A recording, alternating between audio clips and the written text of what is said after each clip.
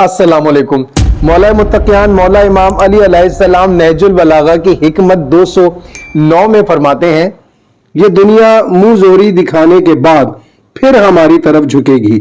جس طرح کاٹنے والی اونٹنی اپنے بچے کی طرف جھکتی ہے۔ اس کے بعد حضرت علی علیہ السلام نے اس آیت کی تلاوت فرمائی، ہم یہ چاہتے ہیں کہ جو لوگ زمین میں کمزور کر دیے گئے ہیں ان پر احسان کریں اور ان کو پیشوا بنائیں اور انہی کو اس زمین کا مالک بنائیں۔ یہ دنیا منہ زوری دکھانے کے بعد، یعنی یہ اپنی چلائے گی، یہ پروردگار کے نظام کو نہیں مانے گی، یہ اپنی سوچ کے مطابق یہ تحقیق کرے گی، یہ ریسرچ کرے گی، یہ مختلف قسم کے نظام بنائے گی، ان کو متعارف کرائے گی، ان کو کوشش کرے گی کہ رائج کرے، اور وہ اپنی سوچ کے مطابق ہر طرح کی اس میں امینڈمنٹس بھی کرتی رہے گی۔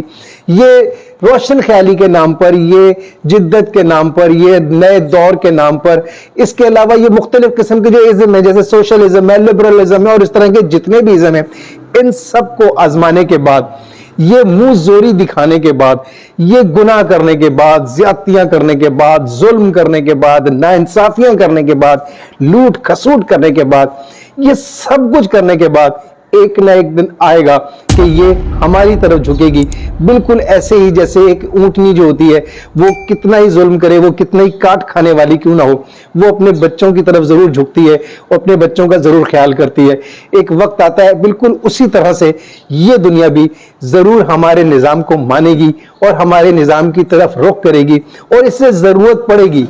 اور اس کے بعد مولا متقیان مولا امام علی علیہ السلام قرآن مجید کی ایک آیت کی تلاوت کرتے ہیں اور فرماتے ہیں کہ اس میں پروردگار عالم نے ارشاد فرمایا کہ ہم ایسے لوگوں کے جو کمزور ہیں، جو مظلوم لوگ ہیں، ہم چاہتے ہیں کہ ہم ان پر احسان کریں، یعنی پروردگار ایسے لوگوں پر احسان کرنا چاہتا ہے، ان کے ساتھ جو اتنی زیادتیاں ہو چکی ہیں، پروردگار ان کو اس کا نعم البدل دینا چاہتا ہے، اور وہ یہ چاہتا ہے کہ اس دنیا میں انہی کو پیشوا بنا دے اور اس دنیا کا مالک بنا دے۔ تو ایک دن ایسا آئے گا کہ دنیا میں جس قدر بھی ظلم کیا جائے، جتنا چاہے ناانصافی کی جائے، ایک دن انصاف کا بول بالا ہونا ہے۔ ایک دن اس عدل کا، انصاف کا ایک پرچم لے کر، ایک علم لے کر وہ 12واں امام مہدی عجل اللہ تعالی فرجہ